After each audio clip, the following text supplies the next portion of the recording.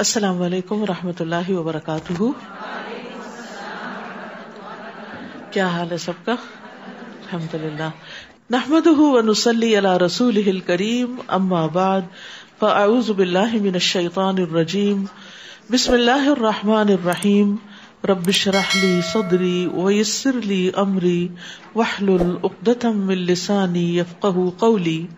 طالب علم کے لیے مرحبا، ویلکم. صفوان بن اسال کہتے ہیں کہ میں نبی صلی اللہ علیہ وسلم کی خدمت میں حاضر ہوا اور آپ صلی اللہ علیہ وسلم اس وقت مسجد میں سرخ چادر سے سہارا لیے ہوئے تشریف رکھتے تھے. بس میں نے عرض کیا، یا رسول اللہ، میں طلب علم کے لیے حاضر ہوا ہوں. یعنی میں نے اپنے آنے کا مقصد بتایا. رسول اللہ صلی اللہ علیہ وسلم نے فرمایا، مرحبا ہے، طالب علم کے لیے ویلکم. بے شک طالب علم کو فرشتے اپنے پروں سے ڈھک لیتے ہیں اور ایک دوسرے پر ہجوم کرتے ہیں یہاں تک کہ آسمانی دنیا تک پہنچ جاتے ہیں اس چیز کی محبت کی وجہ سے جس کو وہ طلب کرتا ہے. یعنی جب انسان کے دل میں علم حاصل کرنے کی محبت ہوتی ہے تو اس کی وجہ سے اس کو فوری طور پر یہ فائدے حاصل ہو جاتے ہیں. تو اس لیے جب ہم یہاں پر آئیں تو ہماری واحد نیت یہی ہونی چاہیے کہ ہم اپنے علم میں اضافہ کرنے جا رہے ہیں، اپنے علم کو تر و تازہ کرنے جا رہے ہیں، اور اللہ سبحانہ وتعالیٰ نے اس کام پر جو ہمیں وعدے کر رکھے ہیں ان کا شوق رکھتے ہیں اور اس کی امید رکھتے ہیں. اللہ تعالیٰ ہم سب کو یہ عطا فرمائے. 18واں پارہ. اعوذ باللہ من الشیطان الرجیم. بسم اللہ الرحمن الرحیم. قد افلح المؤمنون الذین هم فی صلاتهم خاشعون والذین هم عن اللغو معرضون والذین هم للزکاة فاعلون. شروع کرتی ہوں اللہ کے نام سے جو بے انتہا مہربان نہایت رحم فرمانے والا ہے. قد افلح المؤمنون، ایماندار لوگ کامیاب ہو گئے، ایمان والے کامیاب ہو گئے. ایمان والوں کے لیے کون سی کامیابی ہے؟ جنت کی کامیابی ہے. ان کا آخری ٹھکانہ، ان کی ہمیشہ کی زندگی بہت مزے میں ہوگی. نبی صلی اللہ علیہ وسلم نے فرمایا، اللہ تبارک و تعالی نے جنت کو پیدا کیا. تعمیر کا انداز یہ تھا کہ ایک اینٹ سونے کی تھی، ایک اینٹ چاندی کی تھی اور گارا کستوری کا تھا. پھر اللہ تعالیٰ نے اسے کہا کلام کر، یعنی بات کرو. تو اس نے کہا قد افلح المؤمنون، یقیناً کامیاب ہو گئے مومن. فرشتوں نے کہا اے جنت تیرے لیے خوشخبری ہو، تو بادشاہوں کا ٹھکانہ ہے. یعنی ایک شخص دنیا میں اگر انتہائی غربت اور قسم پرسی کے عالم میں بھی زندگی بسر کر رہا ہے لیکن اس کے اندر ایمان ہے اور ایمان والوں کی خصوصیات ہیں تو جنت اس کے لیے ہے اور جنت میں وہ بادشاہوں کی طرح رہے گا. کون ہے یہ ایمان والے؟ الذین هم فی صلاتهم خاشعون، وہ جو اپنی نمازوں میں خشوع اختیار کرتے ہیں، عاجزی اختیار کرتے ہیں. خشوع ایسی کیفیت کا نام ہے کہ انسان کے دل کے اندر عاجزی اور انکساری کا احساس ہو کہ میں اپنے رب کے سامنے کھڑا ہوں، اور اس وجہ سے اس کے سارے اعضاء بھی پرسکون ہو. یعنی اندر بھی سکون ہو اور باہر بھی سکون ہو. خشوع میں عام طور پر یہ سمجھا جاتا ہے کہ شاید بہت روتے ہوئے نماز پڑھنا خشوع ہے. رونا ہی خشوع نہیں، وہ بھی ایک پارٹ ہے، لیکن اصل چیز ہے دل کا حاضر ہونا، دل کا متوجہ ہونا اور اعضاء کا پرسکون ہونا. ایک چیز باطن سے تعلق رکھتی ہے اور ایک ظاہر سے تعلق رکھتی ہے. ظاہر میں انسان حرکتیں کثیر نہ کرے، بار بار چیزوں کو ادھر ادھر نہ کرے. مثلاً بعض لوگ نماز میں روتے ہیں تو اپنے ساتھ ٹیشو رکھ لیتے، تو میں نے دیکھا ہے کہ وہ ٹیشو کو ہاتھ میں پکڑ کے نماز پڑھ رہے ہوتے ہیں. یہ اس کے خلاف ہے. اور اسی طرح دو ہاتھوں سے حرکت نہ کریں. جیسے کوئی چیز اگر آپ کو مجبوراً اٹھانی پڑی، رکھنی پڑی، ٹیشو بھی لینا پڑا تو اس کو دو ہاتھوں سے نہ کھولیں. یعنی بس جس طرح ہے ایک ہاتھ سے ہی استعمال کریں. پھر اسی طرح بار بار کپڑے سنوارنا، آگے پیچھے کرنا، آگے اگر چادر پہ نماز پڑھے تو اس کی کریزیں درست کرنا، یہ ساری چیزیں خشوع کے خلاف ہیں. خشوع میں بھرپور توجہ اللہ سبحانہ تعالیٰ کی طرف رہنی چاہیے، یعنی دل نماز میں متوجہ ہو اور جو کچھ ہم کہہ رہے ہوں ذہنی طور پر بھی حاضر ہوں، اور اس بات کا احساس غالب رہے کہ میں اللہ رب العزت کے سامنے کھڑا ہوں اور اپنے رب سے سرگوشیاں کر رہا ہوں۔ نماز خشوع کے بغیر ایسی ہی ہے جیسا کہ روح کے بغیر جسم، یعنی ایک لاشا سا ہے، ایک ڈھانچہ سا ہے جس کے اندر کوئی جان نہیں اگر نماز کے اندر خشوع نہ ہو۔ تو انسان کے سارے اعضاء میں خشوع ہونا چاہیے انکلوڈنگ ہز ہارٹ، یعنی دل کا خشوع یہ ہے کہ انسان اللہ کی طرف متوجہ ہو، ہاتھ پاؤں کا خشوع یہ ہے کہ انسان اپنی حرکتوں کو کم رکھے۔ جو خشوع سے نماز پڑھتا ہے اس سے اللہ کا وعدہ ہے کہ اللہ تعالیٰ اس کی بخشش فرمائے گا، اور جو ایسا نہیں کرے گا اس کے لیے اللہ کا کوئی وعدہ نہیں، اگر چاہے تو بخش دے، اگر چاہے تو عذاب دے۔ خشوع جنت کو واجب کرنے والا عمل ہے۔ رسول اللہ صلی اللہ علیہ وسلم نے فرمایا، جو شخص اچھی طرح وضو کرے پھر خشوع و خضوع کے ساتھ متوجہ ہو کر 2 رکعت نماز ادا کرے تو اس کے لیے جنت واجب ہو جائے گی۔ یعنی یہ اگرچہ بہت مشکل کام ہے لیکن جو اس کے کرنے میں کامیاب ہو جائے وہ پھر کامیاب ہے۔ نماز کا اجر خشوع کے حساب سے ہی ملتا ہے۔ رسول اللہ صلی اللہ علیہ وسلم نے فرمایا، بے شک بندہ نماز پڑھتا ہے اور ہر آدمی کا اجر مختلف ہوتا ہے، اور اس کے لیے اس کی نماز کا 10واں حصہ، 9واں حصہ، 8واں حصہ، 7واں حصہ، 6واں حصہ، 5واں حصہ، 4تھا حصہ، 1/3 حصہ یا آدھا حصہ لکھا جاتا ہے۔ یعنی جتنے % خشوع ہوگا اتنے % ہی اس کا اجر لکھا جائے گا۔ اور نبی صلی اللہ علیہ وسلم نے یہ بھی فرمایا کہ اس امت سے سب سے پہلے خشوع اٹھا لیا جائے گا، حتیٰ کہ ان میں تمہیں ایک بھی خشوع والا آدمی نظر نہ آئے گا۔ تو اب اس کے لیے کیا کرنا چاہیے؟ انسان کو نماز کی طرف آنے سے پہلے نیت کرنی چاہیے کہ میں نے اطمینان کے ساتھ اللہ تعالیٰ کے حضور حاضر ہونا ہے، اور نماز کے دوران بھی بار بار اپنے آپ کو سکون کی طرف لانا ہے۔ جلدی نماز نہیں پڑھنی، جلدی کی نماز سکون کے بغیر نماز خشوع والی نماز نہیں ہوتی۔ اپنے نفس کو یہ یاد دلانا بار بار کہ تم کس کے حضور کھڑے ہو، کس سے سرگوشی کر رہے ہو۔ پھر اسی طرح جیسے سورۃ فاتحہ پڑھتے ہوئے اللہ تعالیٰ کے جواب کو ذہن میں رکھنا، جیسے الحمدللہ رب العالمین جب انسان کہتا ہے تو اللہ تعالیٰ 7 آسمانوں کے اوپر سے فرماتا ہے میرے بندے نے میری حمد کی۔ لیکن اگر ہم تیزی سے جواب کا انتظار ہی نہیں کرتے، اس پڑھے ہی چلے جاتے تو یہ خشوع کے خلاف ہے۔ انسان الرحمن الرحیم کہتا ہے تو اللہ تعالیٰ فرماتا ہے میرے بندے نے میری ثنا کی۔ جب تم کہتے ہو مالک یوم الدین تو اللہ تعالیٰ فرماتا ہے میرے بندے نے میری بزرگی بیان کی۔ کیا تم نہیں جانتے کہ جب تم کہتے ہو ایاک نعبد و ایاک نستعین تو اللہ تعالیٰ فرماتا ہے یہ میرے اور میرے بندے کے درمیان آد و آد ہے۔ کیا تم نہیں جانتے کہ جب تم کہتے ہو اہدنا الصراط المستقیم تو اللہ تعالیٰ فرماتا ہے یہ میرے بندے کے لیے ہے، میں نے اسے دے دیا جو اس نے مانگا۔ یعنی جب یہ دعا قبول ہوتی ہے جب ہم آرام سے نماز ادا کر رہے ہوں۔ تو بہرحال انسان جب اپنے آپ کو عاجز کرتے ہوئے اللہ کے حضور کہ وہ بادشاہ ہے میں اس کے سامنے کھڑا ہوں تو کافی حد تک انسان کے اندر خشوع پیدا ہوتا ہے۔ اور دوسرا یہ کہ دنیا کی چیزیں ہمیں بار بار یاد آتی ہیں تو اس وقت سوچیں کہ یہ مچھر کے پر کے برابر بھی نہیں، میں اس کے بارے میں کیوں سوچ رہی ہوں، میں اپنے رب کی طرف کیوں نہ متوجہ رہوں۔ اللہ تعالی ہم سب کو نصیب کر دے۔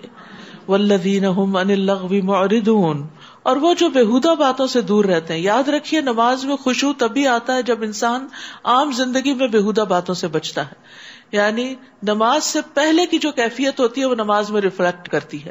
اگر آپ نماز سے پہلے غصے کی حالت میں ہیں اور کسی کو ڈانٹ ڈپٹ کے آئے ہیں، یا نماز سے پہلے آپ نے کسی کو مارا ہے، یا اس سے پہلے آپ نے کوئی جھوٹ بولا ہے، تو سوال ہی پیدا نہیں ہوتا کہ آپ کی نماز میں خشوع پیدا ہو۔ اس کے لیے ضروری ہے کہ انسان اللہ تعالیٰ کی طرف راغب ہونے کے لیے اپنے آپ کو اور خصوصاً اپنی زبان کو اور اپنے ایکشنز کو لغو سے، بےہودہ فضول چیزوں سے بچائے۔ لغو وہ چیزیں ہوتی ہیں جن میں کوئی فائدہ نہیں ہوتا، تو جو شخص لغو سے بچتا ہے پھر وہ حرام سے بھی بچتا ہے، پھر وہ اس سے بڑے گناہوں سے بھی بچتا ہے۔ نبی صلی اللہ علیہ وسلم اللہ سبحانہ تعالیٰ کا ذکر کثرت سے کیا کرتے تھے، لا یعنی گفتگو نہیں کرتے تھے، نماز لمبی پڑھتے، خطبہ مختصر دیتے۔ اور اسلام کا حسن یہ ہے، من حسن اسلام المرء ترکہ ما لا یعنیہ، کہ انسان بے فائدہ چیزوں کو چھوڑ دے۔ حدیث میں آتا ہے ایک نماز کے بعد دوسری نماز کہ ان کے درمیان کوئی لغو نہ ہو علیین میں اندراج کا باعث ہے، یعنی انسان کے اعمال نامہ پھر علیین میں درج ہوتا ہے اور وہ بلند لوگوں میں لکھا جاتا ہے. والذین هم للزکاۃ فاعلون، اور وہ جو زکوٰۃ ادا کرتے ہیں، مال کی زکوٰۃ بھی ادا کرتے ہیں اور اپنے نفس کا بھی تزکیہ کرتے ہیں، یعنی حصی اور مانوی دونوں اعتبار سے. والذین هم لفروجہم حافظون، اور وہ جو اپنی شرمگاہوں کی حفاظت کرتے ہیں سوائے اپنی بیویوں اور کنیزوں کے جو ان کے قبضے میں ہوں، کیونکہ ان کے معاملے میں ان پر کوئی ملامت نہیں. البتہ ان کے سوا جو کوئی اور ذریعہ چاہے تو ایسے ہی لوگ حد سے بڑھنے والے ہیں. اور جو اپنی امانتوں اور اپنے عہد و پیمان کا پاس رکھتے ہیں. امانت اور عہد و پیمان، بار بار قرآن مجید میں عہد کا ذکر آتا ہے، جس سے اندازہ کر سکتے ہیں آپ کہ کتنا اہم ہے اپنی کمٹمنٹس کو نبھانا. کہ امانت اور عہد ہر اس کام کا مجموعہ ہے جو انسان اپنے ذمے لے لیتا ہے. یعنی کوئی بھی ڈیوٹی، کوئی بھی وعدہ، کوئی بھی بات جو آپ مان جاتے ہیں کہ ہاں میں کروں گا، خواہ وہ دین کا ہو یا دنیا کا. یہ نہیں کہ صرف دین کے کام میں کمٹمنٹ ہو اور دنیا کے کام آپ ایسے ویسے ہی کریں، نہیں، خواہ دین کا ہو یا دنیا کا ہو، قول ہو یا فعل ہو. اور یہ کہ لوگوں کے ساتھ مل جل کے رہتے ہوئے جو وعدے کیے جاتے ہیں یا ایک کانٹریکٹس ہوتے ہیں، جیسے شادی بھی ایک کانٹریکٹ ہے، وہ بھی ایک عہد ہے کہ شوہر بیوی اس بات کا عہد کرتے ہیں کہ ہم ایک دوسرے کے حقوق ادا کریں گے. تو ان تمام چیزوں کو پوری طرح ادا کرنا چاہیے، تب انسان جنت میں جانے کا اہل ہوتا ہے. کیونکہ یہ ساری خوبیاں اس کی بتائی جا رہی ہیں کہ جو جنت میں جانے والے ہیں. والذین هم علی صلواتہم یحافظون، اور وہ جو اپنی نمازوں پر محافظت کرتے ہیں. نمازوں کی حفاظت کا مطلب کیا ہے؟ کہ ان کو وقت پر ان کی شرائط کے ساتھ ادا کرتے ہیں. اب آپ دیکھیے کہ شروع میں بھی اور آخر میں بھی نماز کا ذکر کیا گیا. تو نماز کے آغاز میں خشوع کا ذکر ہے اور اختتام میں حفاظت کا ذکر ہے. یعنی عاجزی کے ساتھ نماز میں داخل ہوتے ہیں، ساری شرائط پوری کرتے ہوئے نماز ادا کر کے اس سے فارغ ہوتے ہیں. رسول اللہ صلی اللہ علیہ وسلم نے فرمایا 5 باتیں ہیں جو ان کو ایمان کے ساتھ بجا لایا جنت میں داخل ہوگا. جس نے 5 نمازوں کی حفاظت کی، ان کے وضو، رکوع اور سجود اور اوقات کے ساتھ، تو حفاظت میں یہ ساری چیزیں آتی ہیں. پھر رمضان کے روزے رکھے، بیت اللہ کا حج کیا، زاد راہ کی طاقت اگر ہو تو، اور خوش دلی کے ساتھ زکوٰۃ دی، تو ایسا شخص پھر جنت کا وارث ہے. اولئک هم الوارثون، یہی لوگ ایسے وارث ہیں. الذین یرثون الفردوس هم فیہا خالدون، جو فردوس کے مالک ہوں گے اور اس میں وہ ہمیشہ رہیں گے. تو یہ جتنی بھی صفات ہیں یہ واجبی صفات ہیں، جنت الفردوس میں داخل ہونے کے لیے لازمی صفات ہیں. یہ چوائس کی بات نہیں، آپشن نہیں ہے کہ آپ چاہیں تو یہ اپنا لیں اور چاہیں تو نہ. یہ آپ کے اندر لازمی طور پر ہونی چاہیے، کیونکہ جنت صرف مستحب کاموں سے ہی حاصل نہیں ہو سکتی کہ ہم اپنی پسند کے پک اینڈ چوز کر کے جو ایزی کام ہے وہ کر لیں اور ہم کہیں ہم بہت نیک ہیں اور فرائض چھوڑ دیں. تو ان سارے فرائض کا ادا کرنا ضروری ہے، جس میں انسان کی ذاتی حیا اور پھر اللہ تعالیٰ کے ساتھ حیا اور پھر اللہ کے آگے جھکنا اور تزکیے کے اوپر عمل کرنا، یہ ساری چیزیں ضروری ہیں. اور ہم نے انسان کو مٹی کے سط سے پیدا کیا. سط سے مطلب یہ کہ پوری زمین کی جو مٹی ہے اس کا خلاصہ جو تھا اس سے آدم علیہ السلام پیدا ہوئے تھے، جن کی اولاد میں پھر کالے، گورے اور ہر طرح کی رنگ و نسل کے لوگ شامل ہو گئے. تو یہ سط سے مراد پورا خلاصہ ہے. پھر ہم نے اسے ایک محفوظ مقام رحم مادر میں نطفہ بنا کر رکھا، پھر نطفہ کو لوتھڑا بنایا، پھر لوتھڑے کو بوٹی بنایا، پھر بوٹی کو ہڈیاں بنایا، پھر ہڈیوں پر گوشت چڑھایا، پھر ہم نے اسے ایک اور ہی مخلوق بنا کر پیدا کر دیا. بس بڑا بابرکت ہے اللہ جو سب بنانے والوں سے بہتر بنانے والا ہے. یعنی آدم علیہ السلام کی تخلیق کے بعد پھر انسان کی تخلیق کے یہ مراحل ہیں جن کا یہاں پر ذکر کیا گیا ہے کہ نطفہ اور پھر علقہ اور پھر مضغہ اور پھر ہڈیاں اور پھر ہڈیوں پہ گوشت. یہ سب کچھ ماں کے پیٹ کے اندر اللہ کی قدرت کے ساتھ انجام پاتا ہے. ثم انکم بعد ذلک لمیتون، پھر اس کے بعد تمہیں ضرور مرنا ہوگا، پھر یقیناً تم قیامت کے دن دوبارہ اٹھائے جاؤ گے. یعنی موت زندگی کا اختتام نہیں ہے، ابھی سفر جاری ہے، ابھی مرنے کے بعد پھر اٹھنا ہے. اور ہم نے تمہارے اوپر 7 طبقے آسمانوں کے پیدا کیے اور ہم اپنی مخلوق سے غافل نہیں. نیز ہم نے آسمان سے ایک خاص مقدار میں پانی اتارا جسے ہم نے زمین میں ٹھہرا دیا، اور بلا شبہ ہم اس کو لے جانے پہ بھی قادر ہیں، سارا ہی اڑا دیں اور زمین کی گہرائیوں میں اتار دیں کہ کوئی وہاں سے حاصل ہی نہ کر سکے. تو اللہ سبحانہ و تعالیٰ نے پانی کو ضرورت کے مطابق اتارا ہے، اور ہر سال جو بارش ہوتی ہے وہ خاص مقدار کے ساتھ ہوتی ہے، نہ اس میں کمی ہوتی ہے نہ اضافہ ہوتا ہے. اگر زیادہ ہو جائے تو آبادیاں تباہ ہو کے رہ جائیں، کم ہو جائے تو تباہی ہو جائے قحط اور فاقے کے ساتھ.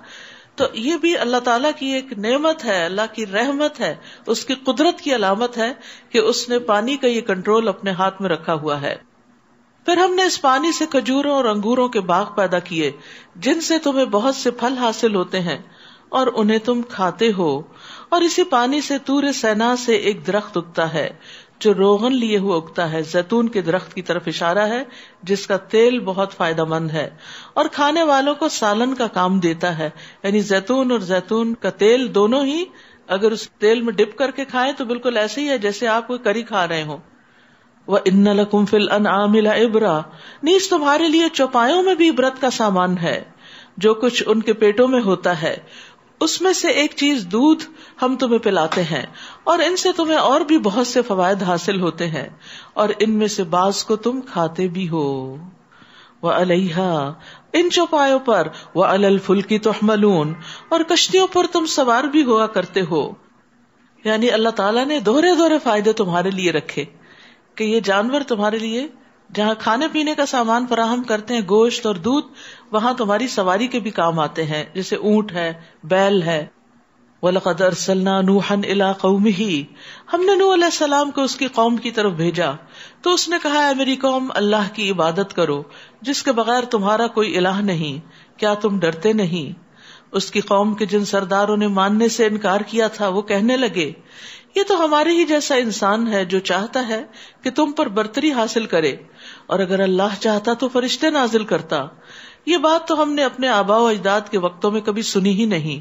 یعنی من گھڑت باتیں، یعنی وہ بات نہیں ماننی جو پیغمبر خود بتا رہے ہیں اور خود سے ہی ان کے بارے میں آراء قائم کر لی. وہ تو ایسا آدمی ہے جسے جنون لاحق ہو گیا ہے، لہذا کچھ مدت اور انتظار کرو، شاید کہ وہ ٹھیک ہو جائے. انہی کی بات میں کنٹراڈکشن ہے. یعنی پہلے بتا رہے ہیں کہ وہ تو یہ بھی چاہتا ہے اور یہ بھی چاہتا ہے اور یہ بھی چاہتا ہے، اس کا مطلب بہت سمارٹ انسان ہے جو اپنے لیے بہت سی چیزیں چاہتا ہے، اور پھر خود ہی جھٹلا رہے ہیں کہ اس کو تو جنون لاحق ہے. تو جسے جنون لاحق ہو وہ اتنی سمجھداری کے فیصلے تو نہیں کرتا.